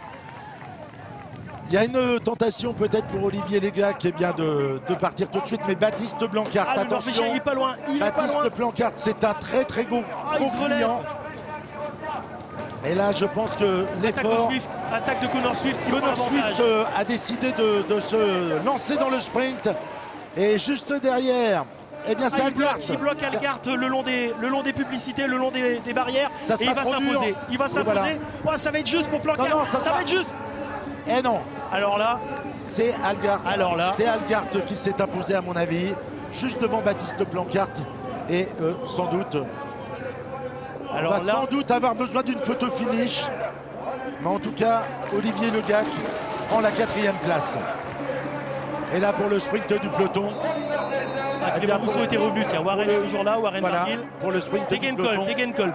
Et ce sera John Degenkolb qui prend la 5e place. Et donc, on va avoir sans doute la photo finish. Le petit ralenti qui va bien. Le petit ralenti qui va nous permettre de savoir. Quel réalisateur on a. Exactement. Et là, on voit que Connor Swift a lancé vraiment les hostilités de loin. Ah, il le bloque, mais c'est bien fait, c'est propre. C'est propre. Oui, Algart est le long de la barrière. Regardez Plancart. Et là, Plancart, il va quitter l'aspiration. Algart est 2e. Moi, je parierais pas à 10 € là-dessus. Je sais pas. En tout cas, je pense que Plancart est 3e. Oui, ça c'est sûr. Mais Plancart est 3e. Qui fait 2 ? Alors, qui fait 2, c'est pas simple. Alors d'habitude, Daniel Manjas, qui est placé le nez sur la ligne, donne le nom du vainqueur. Et là, je vois que Daniel ne dit rien. C'est très mauvais signe. Là, c'est compliqué. C'est compliqué. Ça ne doit pas se jouer à... Mais je pense que Connor Swift a dû garder un tout petit avantage. Regardez la remontée de Plancart. À rien. La remontée de Baptiste Plancart, la remontée du Belge. Il lève les bras, mais... En tout cas, la remontée du Belge, elle est magnifique également. Le mieux placé, a priori, c'est lui. C'est le coureur. Voilà. Et on est avec beaucoup d'indices. Connor Swift. Oh là là là là là là. C'est pour Connor. Déjà, c'est pas pour Plancart, ça on le savait. Mais c'est pour Connor. J'ai l'impression. Je pense que c'est pour Connor. Il n'y a pas grand-chose. Décidément, c'est la saison des arrivées. Ça se joue d'un souffle, mais je pense que Connor Swift va être récompensé de ses efforts. Ça y est, on annonce Connor Swift. Connor Swift a remporté cette 37e édition du Trobreau-Léon. Et c'est vrai qu'elle est belle, elle est méritée. Il a fait des efforts. Il ne le sait pas en tout cas. Pour l'instant, il ne le sait pas. Mais on voit que l'équipe est autour de déjà de toute façon de Clément Rousseau. Voilà. On voit que tout le monde est en train de s'interroger. On attend peut-être la décision ultime des commissaires, mais par rapport à la photo finish. Sauf que l'autre jour, dans une autre course, on va pas citer, la photo finish, on avait l'impression qu'elle donnait la victoire à un autre coureur. Donc, c'est bon. Voilà. On a la réponse en image. On a la réponse en image. Connor Swift. Voilà. Et on est heureux, bien sûr, on est heureux au sein de l'équipe bretonne Arkea Samsic de voir ce jeune Britannique triompher. Mais c'est vrai que l'air de la Bretagne lui va très bien à ce garçon parce qu'il a eu déjà, de belles performances sur le sol breton, Connor Swift. En tout cas, je crois que Lilian est avec le vainqueur du jour. Lilian, préparez votre anglais. Ça va être à vous. J'ai de la chance, Connor, ça fait un bout de temps qu'il est dans l'équipe, il parle très bien, bien français. Et c'est vrai que là, on a bien vu toute l'équipe qui attendait autour de lui. Ouais, Lilian, je crois que on vous avait êtes bien eu la tout à pression côté. qu'il devait avoir de gagner sur leur terre. Connor, tu m'achètes une nouvelle dent. Lilian qui attaque l'interview. Je pense que vous l'entendiez pas, mais effectivement, il était là.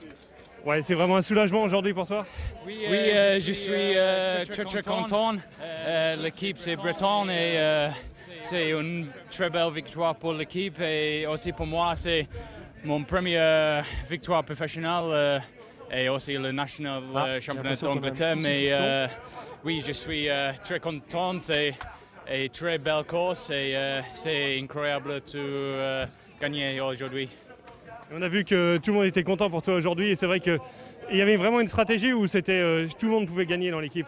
Oui, c'était pour le leader, c'était Barguil et Clément Rousseau. Mais Clément Rousseau, il n'avait pas beaucoup de chance aujourd'hui avec une crevasse et aussi il a cassé le selle. Et pour moi, j'avais très bonne sensation. Et toutes les fois, j'ai anticipé pour attaquer devant. Et oui, c'était bon. Dans le final, qui c'est qui te faisait le plus peur dans les trois autres?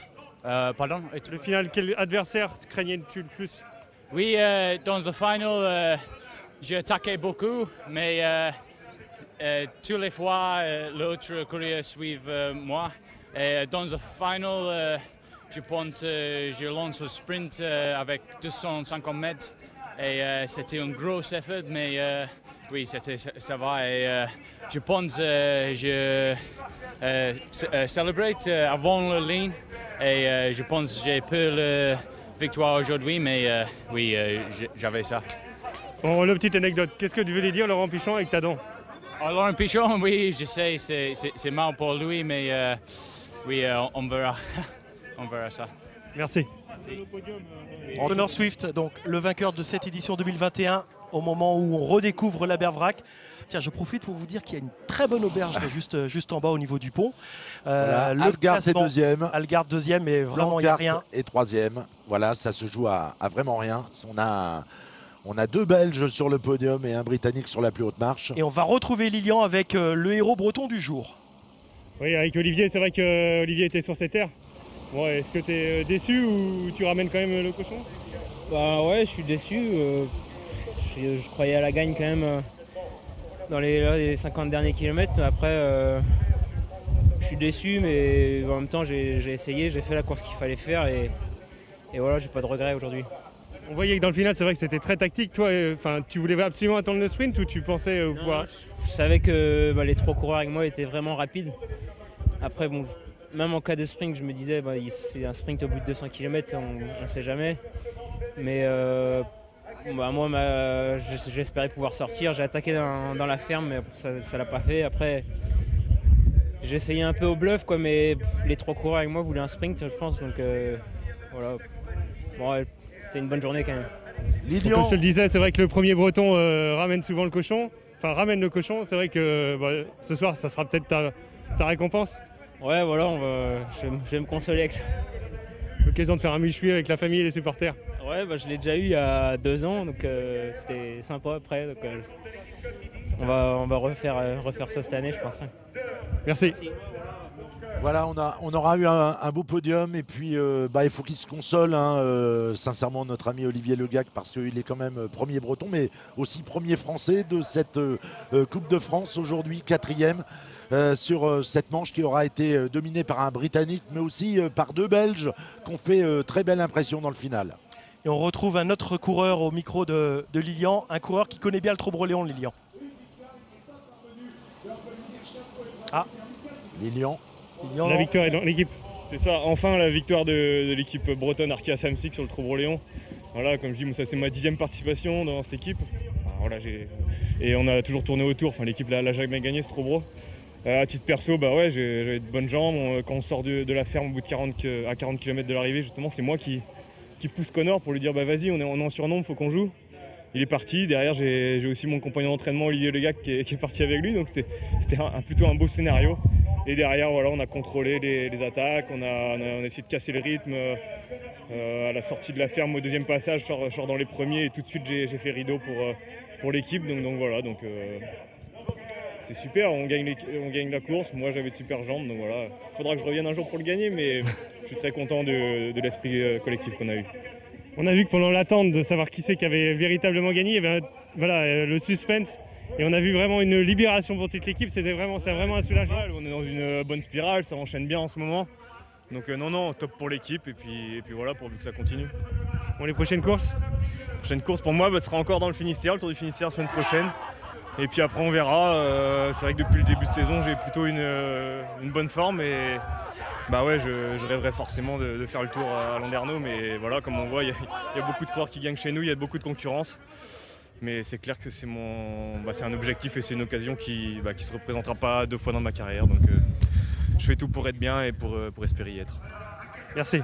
C'est effectivement la première fois que l'équipe de Manu Hubert gagne ici. L'équipe, entre guillemets, l'ancêtre de cette équipe professionnelle, l'équipe Jean Floch, elle avait gagné avec Frédéric Delalande, mais c'était chez les amateurs. Et là, c'est une première pour cette équipe. Et c'est la première fois. Alors, il y a eu un Australien, on s'en souvient avec Baden Cook, mais là, c'est la première fois qu'un coureur britannique gagne le Trobroleand. Sous les couleurs d'une équipe bretonne, Arkea Samsic. En tout cas, ça va être la fête ce soir au sein de cette Nîmes, parce que c'est vraiment c'est une course qu'il faut remporter un jour. C'est bien de l'avoir au palmarès. Il y a de grands noms qui se sont imposés ici.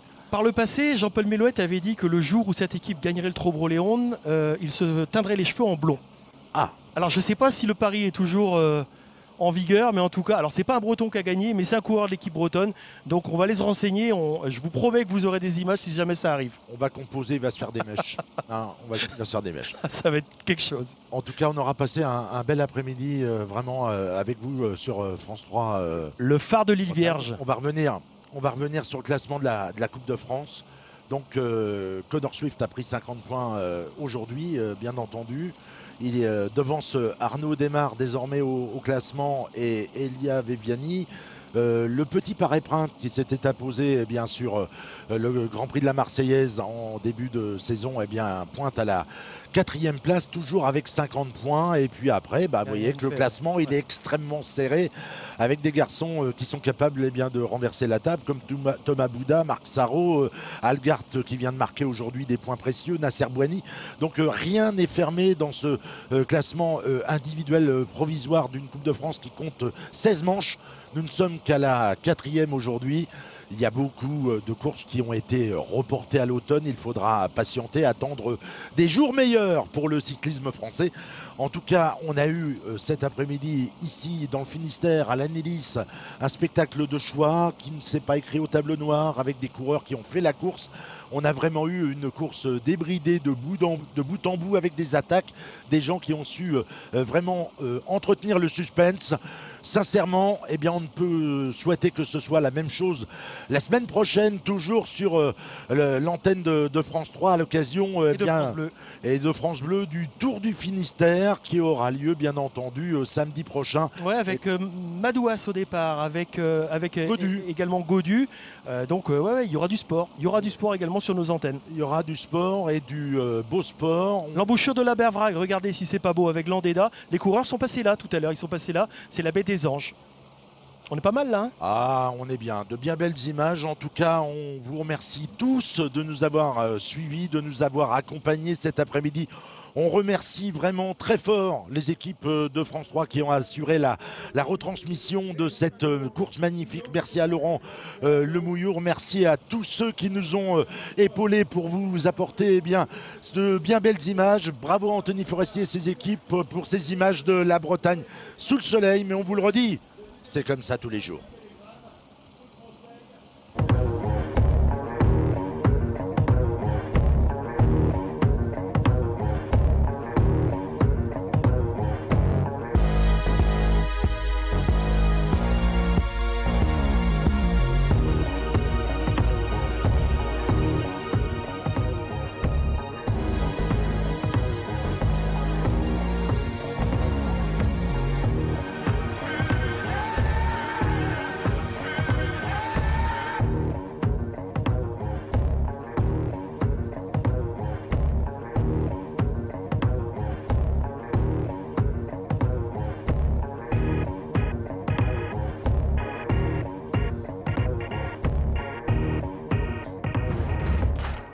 bien marché. Wanty Gobert qui nous rejoint. Baptiste Plancarte, deuxième du Trône-Roléon en 2019.